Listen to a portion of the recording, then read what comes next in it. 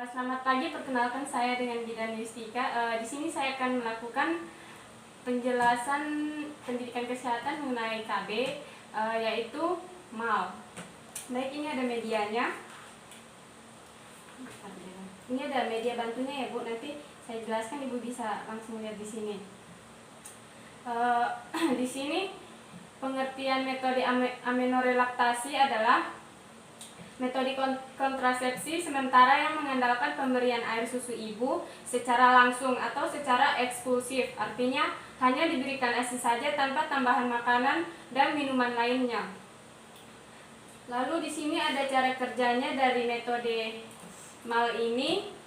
Cara kerjanya adalah menunda atau menekan terjadinya ovulasi pada saat laktasi atau menyusui. Hormon yang berperan adalah prolaktin dan hormon oksitosin. Semakin sering ibu menyusui, maka kadar prolaktin akan meningkat, dan hormon gonadotropin melepaskan hormon penghambat atau inhibitor. Hormon penghambat akan mengurangi kadar estrogen sehingga tidak akan terjadi pembuahan atau ovulasi.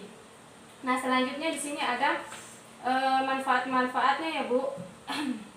Yang pertama yaitu efektivitas tinggi, sekitar 98% apabila digunakan selama 6 bulan pertama setelah ibu melahirkan, belum mendapat haid dan menyusui secara langsung atau secara eksklusif. Yang kedua, dapat segera dimulai setelah ibu melahirkan. Yang ketiga, tidak memerlukan prosedur khusus, alat maupun obat tambahan. Yang keempat ada tidak memerlukan pengawasan medis, tidak memerlukan bidan atau dokter atau yang lainnya. Yang kelima, tidak mengganggu senggama. Yang keenam, mudah digunakan, tidak perlu biaya, dan tidak menimbulkan efek samping sistemik. Yang kesembilan yaitu tidak bertentangan dengan budaya maupun agama. Di sini saya akan menjelaskan keterbatasan metode amenorelaktasi. Yang pertama ada memerlukan persiapan dimulai sejak kehamilan. Jadi semenjak ibu hamil itu sudah direncanakan terlebih dahulu ya Bu. Yang kedua ada metode ini hanya efektif digunakan selama 6 bulan setelah melahirkan, belum mendapat haid dan menyusui secara langsung. Yang ketiga tidak melindungi dari penyakit menular seksual termasuk hepatitis B ataupun HIV/AIDS. Yang keempat ada menjadi pilihan bagi wanita yang tidak menyusui. Yang kelima ada kesulitan dalam mempertahankan pola menyusui secara langsung atau eksklusif. Di sini saya akan menjelaskan selanjutnya tentang indikasi dari metode MAL ini. Yang pertama ada wanita yang menyusui secara eksklusif. Yang kedua ada ibu pasca melahirkan dan bayinya berumur kurang dari 6 bulan.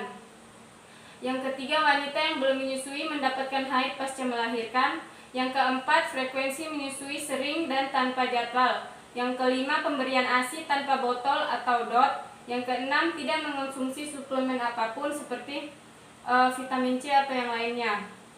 Yang ketujuh, pemberian ASI tetap dilakukan baik ketika ibu dan atau bayi sedang sakit.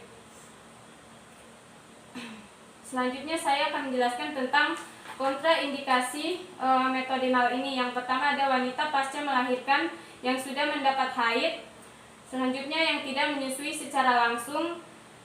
Yang ketiga bekerja dan terpisah dari bayinya lebih dari 6 jam. Yang keempat ada harus menggunakan metode kontrasepsi tambahan seperti kondom dan yang lainnya. Yang kelima ada menggunakan obat yang mengubah suasana hati. Yang keenam ada wanita yang menggunakan obat-obatan jenis ergotamin, antimetabolisme, siklosporin, bromokriptin, obat radioaktif, litium atau antikoagulan. Yang ketujuh ada bayi sudah berumur lebih dari 6 bulan. Yang kedelapan bayi yang mempunyai gangguan metabolisme. Selanjutnya saya akan menganjurkan ibu sebelum menggunakan MAL ini. Yang pertama yaitu bayi menyusui harus sesering mungkin, sesering mungkin. Waktu pengosongan payudara tidak lebih dari 4 jam. Bayi menyusu sampai sepuasnya atau bayi akan melepas sendiri hisapannya setelah merasa kenyang. Yang keempat ada ASI juga diberikan pada malam hari untuk mempertahankan kecukupan ASI. Yang kelima ada ASI dapat disimpan dalam lemari pendingin. Yang keenam waktu pemberian makanan padat sebagai pendamping ASI diberikan pada bayi sudah berumur 6 bulan lebih. Yang ketujuh ada metode mal tidak akan efektif apabila ibu sudah memberikan makanan atau minuman tambahan lain. Jadi sebelum 6 bulan itu ibu jangan memberikan makanan dan minuman apapun selain ASI. Yang kesembilan, apabila ibu tidak menyusui secara langsung atau berhenti menyusu, maka perlu disarankan menggunakan metode kontrasepsi lain yang sesuai dengan pilihan ibu. Lalu ada ibu yang sudah mendapatkan haid setelah melahirkan, dianjurkan untuk metode kontrasepsi lainnya. Contohnya itu bisa kondom ya Bu. Dari penjelasan saya tadi, adakah yang ibu tidak mengerti? Saya tidak mengerti. Oh iya, terima kasih atas kerjasamanya. Saya pamit dulu, sehat selalu ya Bu. Ya. Selamat pagi Bu, perkenalkan saya Bidan Yustika. Di sini saya akan melakukan konseling tentang KB, yaitu metode kalender ya Bu. Saya tutup sampirannya dulu ya Bu. Baiklah Ibu, apakah Ibu sudah pernah mendengar tentang metode kalender ini? Belum. Oh iya. Baiklah, di sini saya akan menggunakan media untuk mendukung pembicaraan kita ini. Ibu bisa lihat di sini ya Bu. Ya. Adakah yang dikeluhkan hari ini? Nggak ada. Oh, tidak ada ya. Baik, saya lanjut. Di sini pengertian metode kalender, yaitu metode kalender atau pantang berkala adalah cara metode kontrasepsi sederhana yang dilakukan oleh pasangan suami istri dengan melakukan senggama atau hubungan seksual pada masa subur atau ovulasi. Ya, kita lanjut. Di sini saya akan menjelaskan manfaat metode kalender. Yang pertama, manfaat kontrasepsi adalah sebagai alat pengendalian kelahiran atau mencegah kehamilan. Yang kedua adalah manfaat konsepsi, dapat digunakan oleh para pasangan yang ingin mengharapkan bayi dengan melakukan hubungan seksual saat masa subur atau ovulasi untuk meningkatkan kesempatan bisa hamil. Yang selanjutnya adalah saya akan menjelaskan keuntungan apa saja jika menggunakan metode kalender ini. Yang pertama yaitu metode kalender atau pantang berkala ini lebih sederhana daripada metode lainnya. Yang kedua, dapat digunakan oleh setiap wanita yang sehat. Yang ketiga ada tidak membutuhkan alat atau pemeriksaan khusus dalam penerapannya. Yang keempat, tidak mengganggu pada saat berhubungan seksual. Yang kelima, kontrasepsi dengan menggunakan metode kalender dapat menghindari resiko kesehatan yang berhubungan dengan kontrasepsi. Yang keenam, tidak memerlukan biaya. Yang ketujuh, tidak memerlukan tempat pelayanan kontrasepsi. Di sini karena ada keuntungannya, sudah pasti ada keterbatasannya juga ya Bu. Di sini saya akan melanjutkannya. Yang pertama, memerlukan kerjasama yang baik antara suami dan istri. Yang kedua, harus ada motivasi dan disiplin pasangan dalam menjalankan metode kalender ini. Yang ketiga, pasangan suami istri tidak dapat melakukan hubungan seksual setiap saat.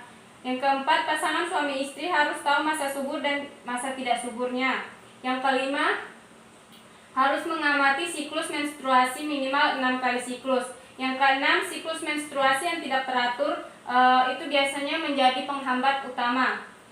Yang ketujuh, lebih efektif bila dikombinasikan dengan metode kontrasepsi lain. Ya. Selanjutnya di sini saya akan menjelaskan tentang efektivitas mengenai metode kalender ini. Di sini metode kalender akan lebih efektif bila digunakan dengan baik dan benar. Metode ini juga akan lebih efektif bila digunakan bersama dengan metode kontrasepsi lain. Angka kegagalan penggunaan metode kalender adalah 14/100 wanita per tahunnya.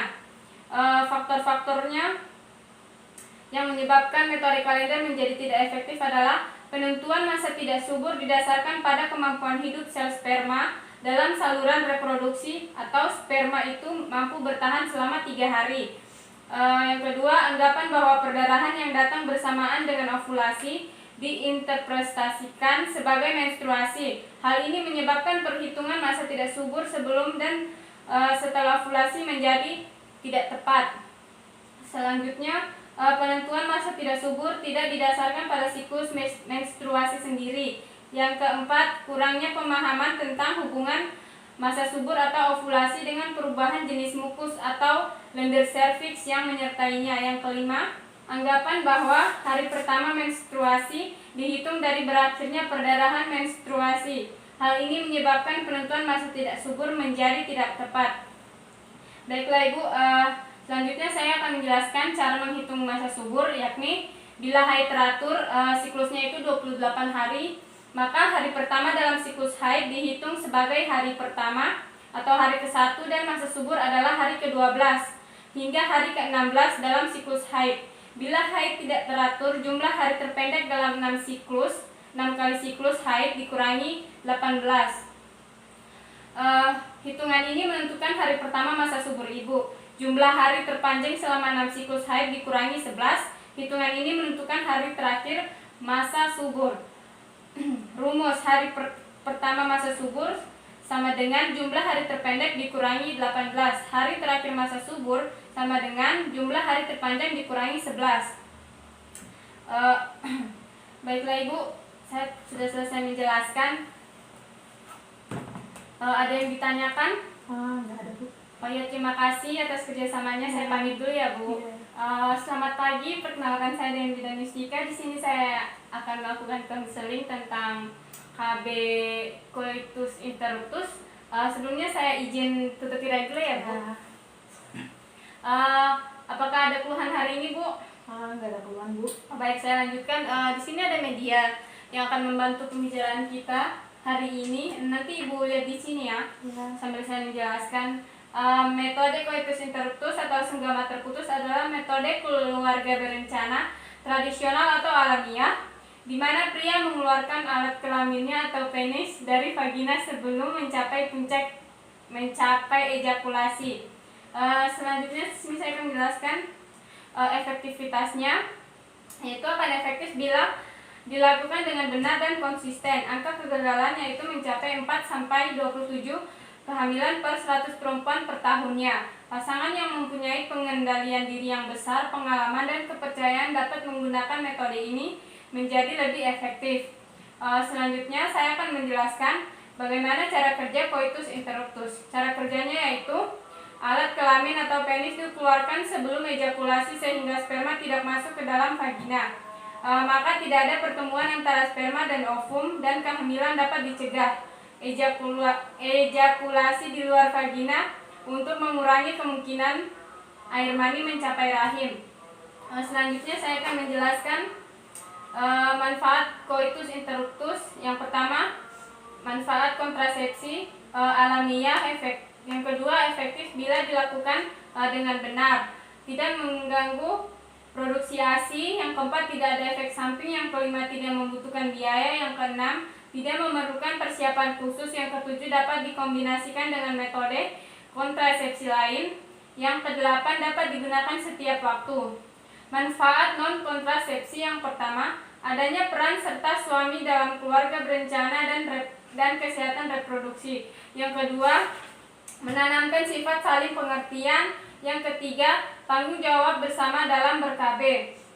Selanjutnya saya akan menjelaskan tentang keterbatasan coitus interruptus. Yang pertama, sangat tergantung dari pihak pria dalam mengontrol ejakulasi dan tumpahan sperma selama senggama. Yang kedua, memutus kenikmatan dalam berhubungan seksual atau orgasme. Yang ketiga, sulit mengontrol tumpahan sperma selama penetrasi sesaat dan setelah interruptus coitus. Yang keempat, tidak melindungi dari penyakit menular seksual. Yang kelima, kurang efektif untuk mencegah kehamilan. Selanjutnya, saya akan menjelaskan cara coitus interruptus. Yang pertama ada, sebelum melakukan hubungan seksual, pasangan harus membangun kerjasama dan pengertian terlebih dahulu. Keduanya harus mendiskusikan dan sepakat untuk menggunakan metode senggama terputus. Kedua, sebelum melakukan hubungan seksual, suami harus mengosongkan kandung kemih dan membersihkan ujung penis untuk menghilangkan sperma dari ejakulasi sebelumnya.